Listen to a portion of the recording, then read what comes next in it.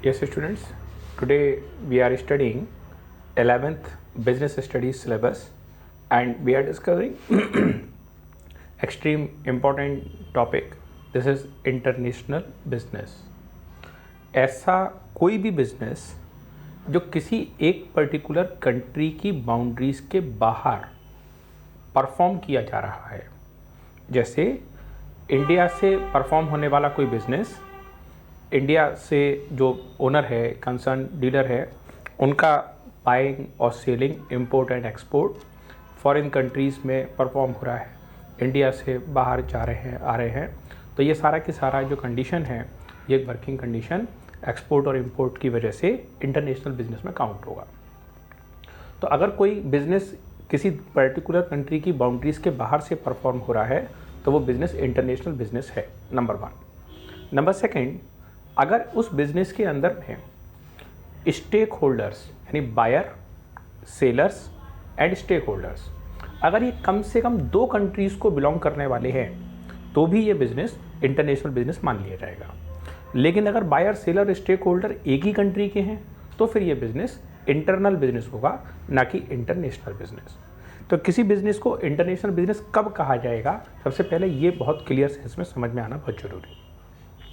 तो international business का मतलब है buyer, seller and stakeholder, ये तीनों मेंबर्स, तीनों कैटेगरीज एक ही कंट्री को बिलोंग करती हैं, बायर भी, सेलर भी और स्टेक होल्डर्स भी। अब स्टूडेंट्स यहाँ से आगे इसमें टर्म्स आती हैं और इसमें ये डिस्कस होता है कि आखिर कौन कौन सी एक्टिविटीज़ करने वाले बिजनेस को इंटरनेशनल बिजनेस की डेफिनेशन में रखा जाता है। तो पहला है एक्सपोर्ट। अगर आपका सामान एक्सपोर्ट पर बेच रहे हैं, पोर्ट किनारा कंट्री, तो अगर आप अपना सामान किसी दूसरे कंट्री को बेच रहे हैं, दूसरे एक्स वाले पोर्ट को बेच रहे हो, इसका मतलब ये बिजनेस इंटरनेशनल बिजनेस, आपका सामान फॉरेन कंट्री से बेचा जा रहा है। दूसरा है इम्पोर्ट, अंदर, यानी आप सामान खरीद रहे हो। तीसरा होता है एंट्रापोर्ट, मतलब ये कि आपने किसी एक कंट्री से सामान खरीदा और उस खरीदे सामान को किसी दूसरे कंट्री को बेच दिया, तो दिस टेक्निकली इज कॉल्ड एंट्रापोर्ट। अगर कोई भी बिजनेस यूनिट इन तीनों में से किसी भी एक्टिविटी में इन्वॉल्व है, चाहे तो एक्सपोर्ट में, चाहे तो इंपोर्ट में और चाहे तो एंट्रापोर्ट में, इन तीनों कैटेगरीज में परफॉर्म की जाने वाले बिजनेस को इंटरनेशनल बिजनेस कहा जाएगा। अब स्टूडेंट्स, बात आती है nature and external trade, nature of external trade and international business. तो इंटरनेशनल बिजनेस में जो बिजनेस है उसका नेचर किस प्रकार का है, तो इसके कुछ फीचर्स हैं। मैं चाहूँगा कि आप लोग अपने साथ पेपर पेंसिल रखें और संग संग उसको नोट करते चलें, जिससे कि इन्फॉर्मेशन आपके पास आ जा पाए और आपको आगे के टाइम पर नोट्स संग संग शॉर्ट में एग्जाम के हिसाब से रेडी हो जाएं, क्योंकि इंपॉर्टेंट तो ये है। तो स्टूडेंट्स, आप नोट कर सकते हैं nature of external trade, otherwise of international business. Number 1, involvement of at least 2 countries, कम से कम 2 कंट्रीज़ का इन्वॉल्वमेंट इसमें ज़रूर होगा। तो इन्वॉल्व होंगी इसके अंदर कम से कम 2 कंट्रीज़। नेक्स्ट है पेमेंट इन फॉरेन करेंसी। यहाँ पर जो पेमेंट मैकेनिज्म है, पेमेंट सिस्टम है, ये फॉरेन करेंसीज़ में पेमेंट एक्सचेंज होंगे। हम हमारी कंट्री की करेंसी दूसरे वाले बायर या सेलर को दे रहे हैं, एक्सपोर्टर इंपोर्टर को दे रहे हैं, तो उनके लिए ये फॉरेन करेंसी है। या फिर हम दूसरे वाली कंट्री की करेंसी में डील कर रहे हैं, उनको अपनी करेंसी हैंड ओवर कर रहे हैं, उनकी करेंसी हैंड ओवर कर रहे हैं, तो हमारे लिए भी ये एक्सपोर्ट वाली बात या दूसरे बिजनेस की करेंसी है। कई सारी बार ऐसा भी होता है कि डील 2 देशों में हो रही है और करेंसी यूज़ किसी तीसरे कंट्री की हो रही है, ऐसा भी होता है। अमेरिकन करेंसी, यूएस डॉलर बहुत इंपॉर्टेंट इंटरनेशनल करेंसी के तौर पर पहचान मिली हुई है, तो इसको भी हम लोग यूज़ करते हैं कंट्री वाइज। इसका मतलब यहाँ पर फॉरेन करेंसी का यूज़ होता है। नंबर नेक्स्ट है हमारे पास लीगल प्रोसीजर। अगर आपको आपकी दुकान पे रखा हुआ सामान किसी दूसरे पर्सन को बेचना है तो आप बहुत आसानी से इस सामान को बेच सकते हैं। इसमें कोई बहुत ज़्यादा rules and regulations internal trade में नहीं होते हैं, होते भी हैं तो बहुत लिमिटेड से होते हैं, आसानी से काम बन जाता है। लेकिन जब आप इंटरनेशनल बिजनेस में आते हैं तो यहाँ बहुत सारी डिटेलिंग्स आपको फाइल करनी पड़ती हैं और इस डिटेलिंग की वजह से जो वर्क लोड है वो काफ़ी ज़्यादा इंटेंस हो जाता है। तो यहाँ पर एक लीगल प्रोसीजर है, पूरा एक्सपोर्ट प्रोसीजर है जो आपको बिल्कुल स्ट्रिक्टली फॉलो करना पड़ता है और उस बिज़नेस के, इंटरनेशनल बिजनेस के होने की वजह से ही आपका वर्क परफॉर्म होगा। नेक्स्ट नंबर है रेस्ट्रिक्शंस। रेस्ट्रिक्शंस का एक इम्पॉर्टेंट मतलब यहाँ ये है कि कई सारे सामान मटेरियल्स ऐसे हैं जो इंटरनेशनल बिजनेस में डील करने से गवर्नमेंट ने रोकथाम लगा रखी है, रेस्ट्रिक्ट किया हुआ है कि आप इन सामानों को इंटरनेशनल मार्केट में नहीं बेच सकते। आप चाहें कि इंडिया से आप स्नेक, टर्टल्स और दूसरे इस तरह के पॉइजनस क्रीचर्स को पैक करके और किसी फॉरेन कंट्री में बेच दें, जिंदा या मुर्दा, तो आप ऐसा नहीं कर सकते क्योंकि ये रेस्ट्रिक्टेड मटेरियल है। इसी तरीके से एक्सप्लोसिव है तो उसको भी सेल करने का गवर्नमेंट से लाइसेंस परमिशन चाहिए। आर्म्स वगैरह हैं और कुछ डेंजरस केमिकल्स हैं तो उनका भी गवर्नमेंट की तरफ से रेस्ट्रिक्शन है। आप यहाँ के जो मिनरल्स हैं इसको भी आप ऐसे फ्रीक्वेंटली बगैर परमिशन के सेल आउट नहीं कर सकते। तो गवर्नमेंट ने रेस्ट्रिक्शन लगा रखा है कि आप इंटरनेशनल बिजनेस किन किन चीज़ों का करेंगे और किन चीज़ों का नहीं करेंगे। तो ये भी एक कंडीशन है। नंबर नेक्स्ट है इसके अंदर हाई रिस्क। जब आप इंटरनेशनल बिजनेस करते हैं तो आपको बहुत लंबा एक प्रोसीजर फॉलो करना पड़ता है, लेकिन कई सारी बार ऐसा होता है कि मेंबर्स को जानकारी पूरी तरह नहीं हो पाती है या कई बार कुछ लालच भी होता है कि हम ये प्रोसीजर से बचना है तो कुछ टैक्स का पैसा बच जाएगा हमारी तरफ में, बिज़नेस को बड़ा मुनाफा हो जाएगा। तो बड़ा मुनाफा होने का चांस कम रहता है और हैवी अमाउंट में रिस्क बढ़ जाती है और अब आपके पैसे के डूबने का चांस कंपैरेटिव काफ़ी ज़्यादा हो जाता है। तो इसमें high amount of risk, high degree of risk involve है। नेक्स्ट नंबर है डिफरेंट लैंग्वेजेस। अब चूँकि कंट्री अलग अलग हैं तो लैंग्वेज का यहाँ पर फ़र्क आता है और लैंग्वेज यहाँ पर डिफरेंट होती है। आज की डेट में स्टूडेंट्स आप जानते हैं कि चाइना पूरी वर्ल्ड में सस्ता सस्ता सामान बना करके और पूरे कंट्री को पूरे वर्ल्ड में बेचने के लिए फेमस है। लेकिन स्टूडेंट्स चाइनीज़ की ये प्रॉब्लम है कि चाइनीज़ वाले जो कैंडिडेट्स हैं, बिजनेस डीलर्स हैं, इनको सिर्फ और सिर्फ चाइनीज़ लैंग्वेज आती है, इनको इंग्लिश लैंग्वेज नहीं आती है और ये इंटरनेशनल दूसरी लैंग्वेजेस को सीखने में बहुत ज़्यादा इंटरेस्टेड भी नहीं है। तो चाइनीज़ लोगों के संग बिजनेस करने में इंटरनेशनल मार्केट इसलिए घबराता है कि लैंग्वेज बैरियर बड़ा भारी है। जबकि हमारा जो आज इंडिया है 2023 का, इस इंडिया में मेजॉरिटी पब्लिक इंग्लिश बोलती है जो एक आज इंटरनेशनल लैंग्वेज है, समझती है और कम से कम आराम से अपनी डील कर लेती है। अगर वो एक बहुत फ्लुएंट स्पीकर नहीं भी है तो कोई बात नहीं, लेकिन सामने वाले की बात को वो समझ लेगा और समझ करके उसमें अपना रिएक्शन कर देगा। जबकि चाइनीज़ का इस मामले में लिटरेसी बहुत डाउन है। तो चाइनीज़ का इतना सामान, इतना डील, इतना इंटरनेशनल मार्केट होने के बाद भी चाइनीज़ मार्केट में एक प्रॉब्लम है कि लैंग्वेज बैरियर वहाँ बहुत भारी है और वो लोग इस चीज़ से भारी परेशान भी हैं। तो ये चीज़ है, डिफरेंट लैंग्वेजेस यहाँ पर है। नेक्स्ट नंबर है अरेंजमेंट ऑफ फॉरेन करेंसी। हम फॉरेन कंट्रीज से सामान खरीदने के समय पर अपने देश की करेंसी हम नहीं देना चाहते और दूसरे देश की करेंसी जिससे हम डील कर रहे हैं उनके यहाँ की करेंसी हमारे पास है नहीं।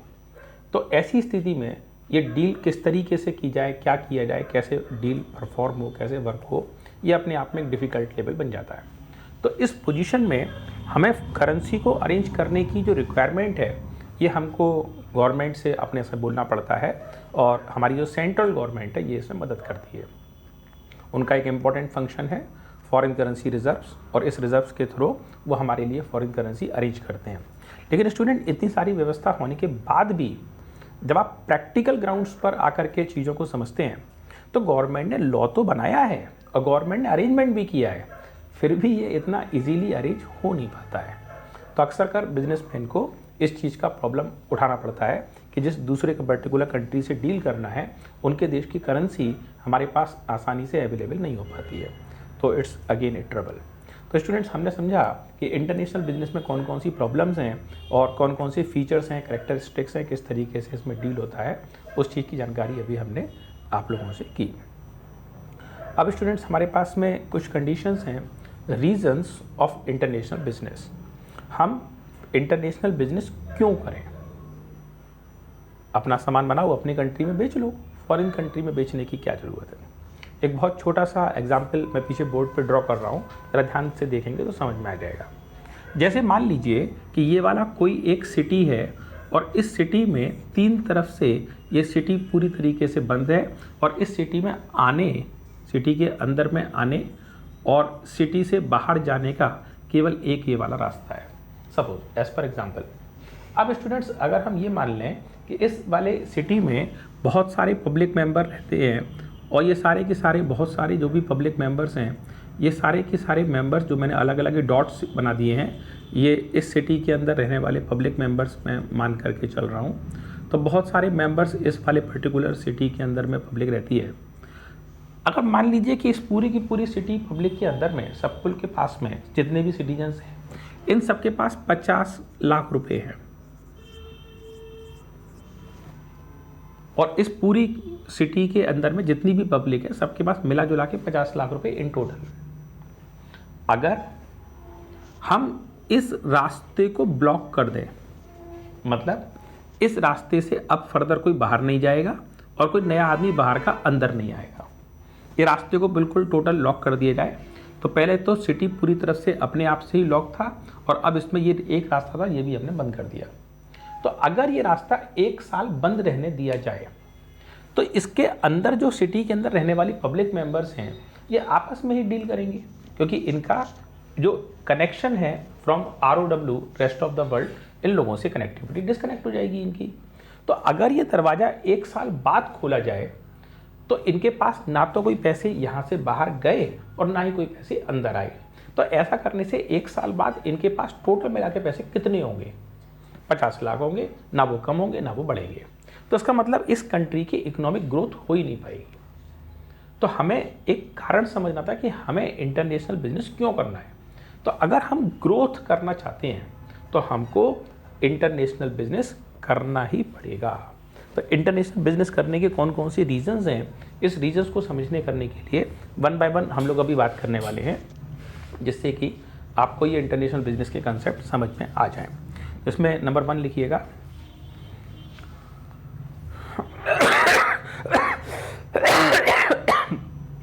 on every part of world, on every part of world, all materials are not produced equally. On every part of world, all products are not produced equally, even several times, not such in cheap rates, not such in cheap rates. दुनिया के हर एक देश में, हर एक जगह पर हर सामान एक बराबर के रेट्स में अवेलेबल हो, प्रोडक्ट अवेलेबल हो, हर जगह पर अवेलेबल हो, एक जैसे रेट्स में अवेलेबल हो, ऐसा नहीं है, बहुत दिक्कत है। अब आप देखिए, जो हींग होती है, किचन में यूज़ होती है, ये भारत के अंदर बहुत कम क्वांटिटी में अवेलेबल है, जबकि किचन के अंदर खाना बनाने में ये एक इम्पॉर्टेंट मटेरियल है। तो हमारे देश में जो हींग का ज़रूरत है वो अफ़गानिस्तान से पूरा होता है। तो हमारे लोगों को चाहें या ना चाहें अफ़गानिस्तान से डील करना पड़ेगा और हमें उनसे हींग परचेज़ करना पड़ेगा। तो यहाँ पर इंटरनेशनल बिजनेस होने का कारण क्या बना? जो सामान हमें चाहिए वो हमारे कंट्री में है ही नहीं। पेट्रोलियम कंपोनेंट है, पेट्रोल चाहिए, तो इसकी भी अवेलेबिलिटी हमारे यहाँ नहीं हो पा रही है। तो फिर अब कैसे सामान की अरेंजमेंट हो, कैसे अवेलेबिलिटी हो? तो इसके लिए भी हम लोग फॉरेन कंट्री का मार्केट और फॉरेन कंट्री से सामान को अरेंज कर रहे हैं। ईरान, इराक और कुवैत और यूरोप है, इन कंट्रीज से हम इस सामान को अरेंज कर रहे हैं। इसमें ये डिस्कशन हो रहा है कि जैसे हमें एक्सपोर्ट की ज़रूरत है क्यों।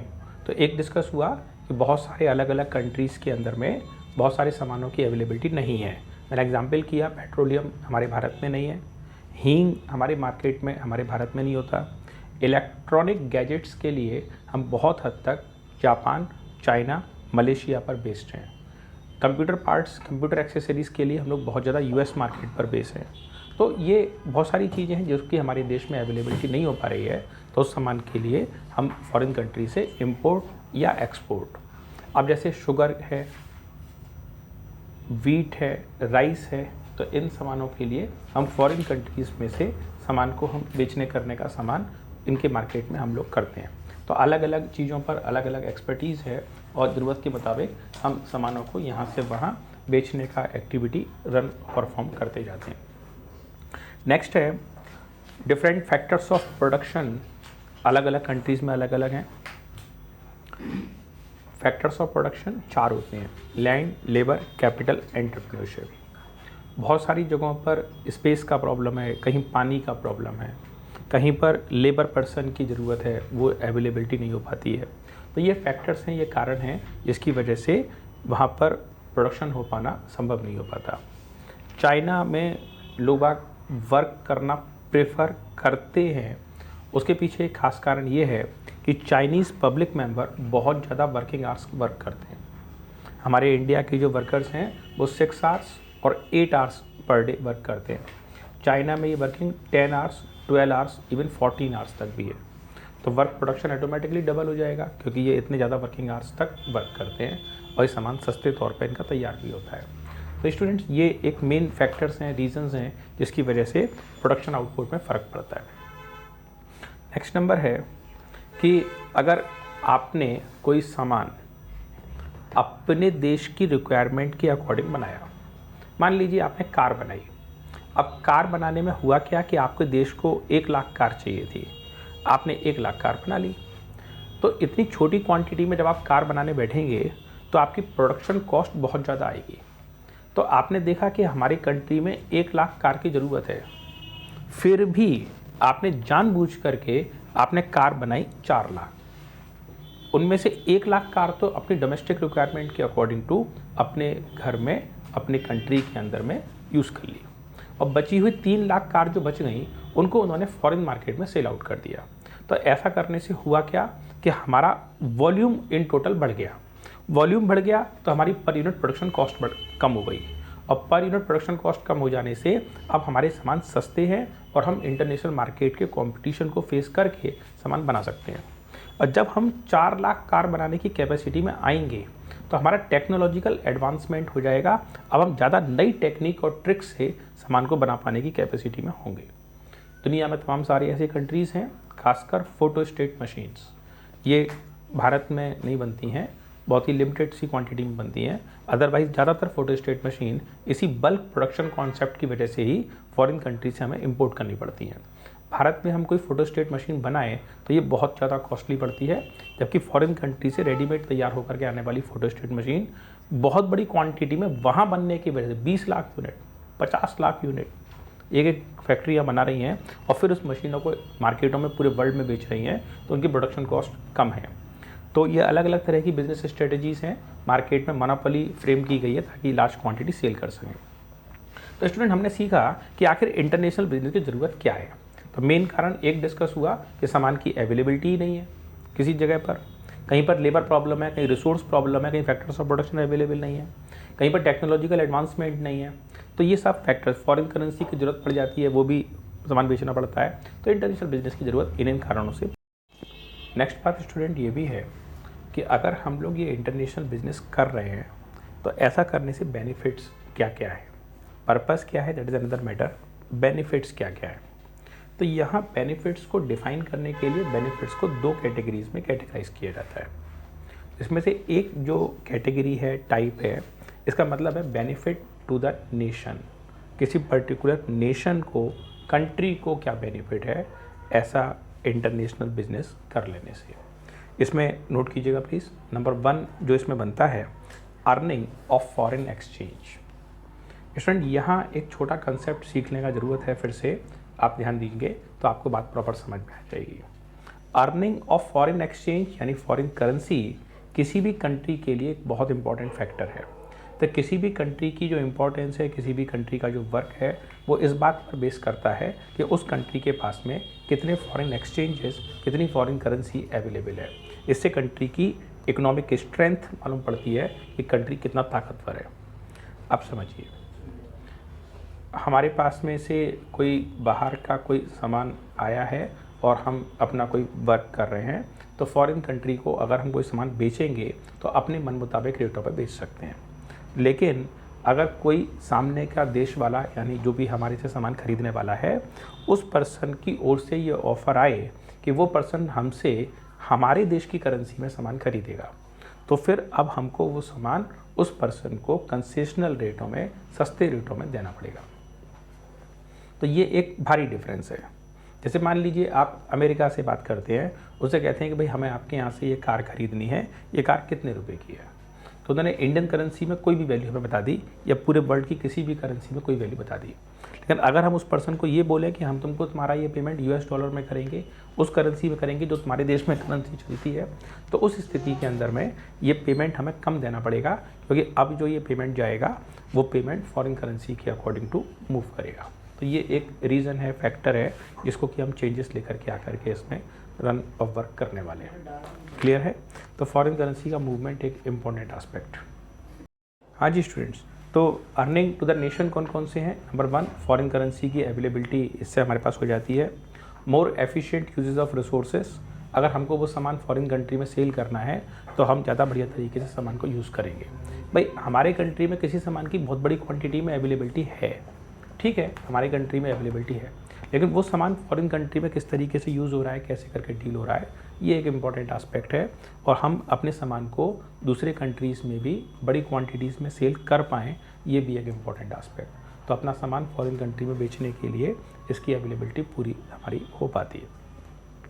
Improving growth prospects and employment potential, जब आप अपना सामान किसी बड़ी कंट्री को बड़ी क्वांटिटी में बेचते हो तो इससे आपके प्रोडक्ट की ग्रोथ होती है और आपका सामान इंटरनेशनल मार्केट में तेज़ स्पीड से आगे बढ़ता है।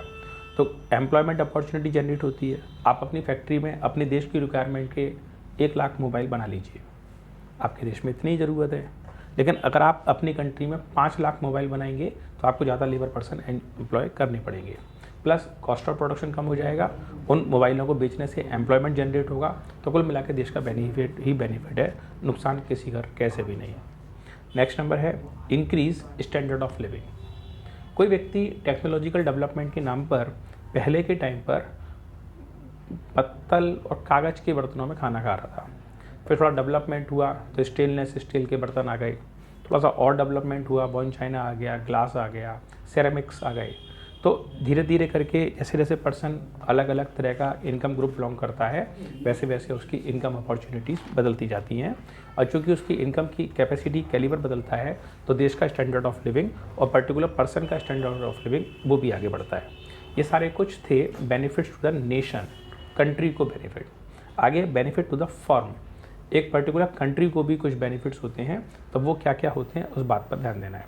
तो बेनिफिट टू द फर्म में नंबर 1 है फर्म हायर प्रॉफिट जनरेट करती है। बिजनेस करने का एक फंडामेंटल रूल ये कहता है कि अगर आप आपका सामान किसी ऐसे मार्केट में बेचोगे जिसके बारे में कस्टमर को कोई बहुत ज़्यादा जानकारी नहीं है, अपना सामान आप ऐसे बाजार में बेच रहे हो इसके बारे में कस्टमर को बहुत ज़्यादा समझ नहीं है, जानकारी नहीं है, तो उस कस्टमर से आप आपके सामान के बदले से बढ़िया पैसे ले सकते हो, ज़्यादा पैसे ले सकते हो, ज़्यादा बड़ा मुनाफा कमा सकते हो। लेकिन अगर आप आपका सामान किसी ऐसे पर्सन को बेचते हो जिसको आपके सामान की पूरी जानकारी है, तो उस पर्सन से आप कोई बड़ा मुनाफा उठा नहीं पाओगे, क्योंकि वो तो पहले से ही प्रोडक्ट का मास्टर है। अब आपके घर में चीनी बनती है, आप गाँव में रहते हैं, तो आपका गन्ने का खेत है, पड़ोसी का भी खेत है, तो गन्ने के बारे में मास्टर साहब क्या आप ही हैं? पड़ोसी भी तो उतनी जानकारी करता है। और फिर आपके घर की फैक्ट्री उसके घर की दीवार से बिल्कुल मिली हुई है, उसको सारा प्रोसीजर समझ में आ रहा है, कैसे कैसे शुगर आप बना रहे हैं। तो ऐसा करने से आप वहाँ बचा नहीं पाएंगे, और आप सोचें बड़ा मुनाफा कमा लें तो नहीं कमा पाएंगे।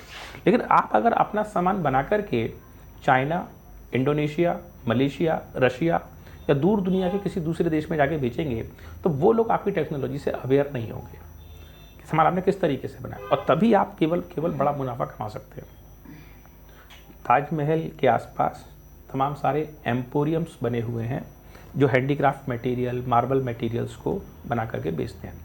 ग्रैंड गैलरीज हैं, शानदार शोरूम है, अरबों रुपए कीमत का माल लगा हुआ है और बहुत कीमती स्टोन्स वहाँ रखे हुए हैं। इन दुकानों के अंदर में प्राइस टैग लगा रहता है 370। कोई एक आर्टिफैक्ट है, 370 रुपीज़ प्राइस टैग है। अब देखा इंडियन पर्सन आया 370 रुपये का, ऐसा उन्होंने उसमें करेंसी मेंशन नहीं करी है, 370 लिख के छोड़ दिया। और अगर कोई US डॉलर वाला अमेरिकन आ गया तो बता दिया साहब फिक्स प्राइस शॉप है साहब हमारी, तो 370 US डॉलर का है। तो अब उसकी कीमत करीब करीब 18,000 रुपये हो गई, बल्कि और ज़्यादा 25,000 के आसपास। तो वहाँ सामान के लिए कोई प्राइस नहीं है। तो बिज़नेस फर्म एक्सपोर्ट वाले बिज़नेस को अगर डील करती है तो बहुत बड़ा प्रॉफिट उठाती है, क्योंकि ऐसा करने से मुनाफे की अमाउंट बहुत बड़ी बढ़ जाती है। कारण ये है कि जो इंडियन पर्सन को आप सामान बेचें, मार्बल हैंडीक्राफ्ट बेचें, इस तरह का सामान बेचें, तुरंत क्या पागल हो गया। गोपाल कटरी में बनता है राजा मंडी के सामने, सड़क पे बैठे कारीगर बनाते हैं, लत्ती को दिला लो 200 रुपये के, कल तो 370 का बेच रहा है यहाँ पे, और 18,000 की सुन रही तो थप्पड़ी मार दिया कान पे खींच के। लेकिन फॉरेनर जो कस्टमर है उसको तो आप सामान बेचोगे तो उसको आप बता सकते हो साहब कि साहब इसका जो स्टोन है वो ज़मीन से 1 किलोमीटर नीचे गहराई से निकाल के लाना पड़ता है पहले तो, और फिर साहब उसके ऊपर कारीगर हाथ से बैठ के कारीगरी करता है। 3 महीने में साहब सामान बनता है, और साहब बनाते बनाते सामान डैमेज भी रहता है, टूट भी जाता है कई बार। तो साहब इसकी वजह से सामान इतना कॉस्टली है, कारीगर अपने हाथ से बनाता है। आप देखिए कितनी बारीकी का काम है। अब फॉरनर को थोड़ी मालूम है कि हाथ से बनाता है कि मशीन से 1 मिनट में 3 बनते हैं, मशीन से बनते हैं सब। तो कुल मिलाकर के आप विदेश जो फॉरनर मार्केट है, दूर दराज का बाजार है। आप ध्यान रखिए लाइफ में कि अगर आपको कोई बिजनेस करते हैं और उस बिजनेस के बारे में प्रोडक्ट की समझ बायर को है, तो आप बिजनेस से बड़ा मुनाफा नहीं कमा सकते। आप बिजनेस से बड़ा मुनाफा केवल और केवल तब कमा सकते हैं जब आपके द्वारा बनाए जाने वाले सामान के बारे में कोई समझ बायर को नहीं है। जितना बायर अननोन होगा प्रोडक्ट से, वो उतना ही बड़ा मुनाफा आपको छोड़ के जाएगा, क्योंकि उसको उस प्रोडक्ट के रिगार्डिंग कोई जानकारी है ही नहीं। तो बेनिफिट टू द फर्म ये है कि फर्म बड़ा प्रॉफिट स्कोर कर सकती है। नंबर नेक्स्ट है इंक्रीज्ड कैपेसिटी यूटिलाइजेशन। आपके देश में रिक्वायरमेंट, आपके डोमेस्टिक मार्केट में सामान की जो रिक्वायरमेंट है वो सपोज 1000 पीसेस की है, और आप इंटरनेशनल मार्केट में डील करोगे, ज़्यादा बड़ी क्वांटिटी में भी सामान आप डील कर सकते हो, इंक्रीज हो जाएगा। प्रॉस्पेक्टस ऑफ ग्रोथ, अगर आपको फर्म ग्रोथ करनी है, भाई फर्म की ग्रोथ किस चीज़ से नापी जाती है? आपकी फर्म की सामान सेलिंग करने की एफिशिएंसी कितनी है। तो आप छोटी क्वांटिटी में डील करोगे तो कम एफिशिएंसी होगी, आप बड़ी क्वांटिटी में डील करोगे तो एफिशिएंसी बढ़ जाएगी। तो ये भी एक फैक्टर है कि पेमेंट करने की या फर्म की ग्रोथ क्या है। Way out from intense competition in the domestic market. घरेलू बाजार में एक सामान को बेचना इतना सरल सहज नहीं होता है, क्योंकि सामान को डील करने वाले बहुत सारे मेंबर्स होते हैं और वो सारे लोग इक्वली गुड होते हैं, क्योंकि उन सभी लोगों को उस सामान की पूरी जानकारियाँ पहले से होती है।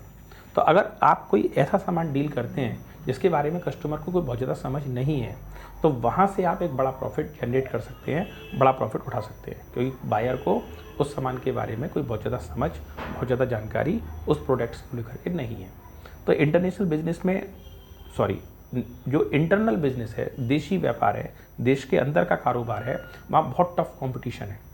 ऐसा नहीं है कि इंटरनेशनल बिजनेस में कंपटीशन नहीं है, लेकिन वो इतना इंटेंस नहीं है, क्योंकि आपके पास एक लीगल प्रोसीजर है, कानूनी डील है, प्रोटेक्शन है, गवर्नमेंट का सपोर्ट है, ICICI है, बहुत सारे बैंकिंग फॉर्मेलिटीज़ हैं। तो आपके पैसे की रिस्क कम है और आप इस टफ कंपटीशन से बाहर निकल करके और बहुत बड़े मुनाफे पर सामान को बेच सकते हैं। नंबर नेक्स्ट है इम्प्रूव बिजनेस विजन। जब आप एक पर्टिकुलर गली में, मोहल्ले में, एरिया में बिजनेस करते हैं तो आप नैरो विजन से बिजनेस करते हैं, छोटे सोच से बिजनेस करते हैं। लेकिन जब आप एक वाइड कंसेप्ट में बिजनेस करते हैं तो आपका बिजनेस एक्सपेंड होता है, आपके बिजनेस को ग्रोथ मिलता है, प्रमोशन मिलता है। तो ये कंसेप्ट्स हैं जिसको कि हम लोग इंटरनेशनल बिजनेस के अंदर में डील करते हैं। अगर आपको इंटरनेशनल बिजनेस में डील करना है तो किस किस तरीके से आप इंटरनेशनल मार्केट में आ सकते हैं, क्या प्रोसीजर इसमें चलने वाला है। तो नंबर 1 है, इसके अंदर में एक्सपोर्ट और इंपोर्ट 2 खास तरीके हैं, इसके थ्रू आप वर्किंग कर सकते हैं। अब स्टूडेंट यहाँ पर आता है एग्जाम के अंदर में एक तो क्वेश्चन इतना ही बनता है, benefit, features, demerits, benefit to the nation, benefit to the country, ये सब बनता है, बेनिफिट टू द बिजनेसमैन। एक क्वेश्चन यहाँ ये बनता है कि एक्सपोर्ट का प्रोसीजर क्या है और इंपोर्ट का प्रोसीजर क्या है। ये अपने आप में अलग अलग कंप्लीट क्वेश्चंस हैं, इसके लिए सेपरेट वीडियोस ऑलरेडी अवेलेबल है, उसको आप देख सकते हैं और इसी से आपका काम बन जाएगा। इस टॉपिक में इसके अलावा कुछ नहीं है। लेकिन स्टूडेंट एक खास बात ध्यान रखिएगा कि जब आप एक्सपोर्ट प्रोसीजर को पढ़ें उस समय पर receiving quotation, receiving enquiry, sending quotation, ये दोनों इंपॉर्टेंट एस्पेक्ट्स हैं।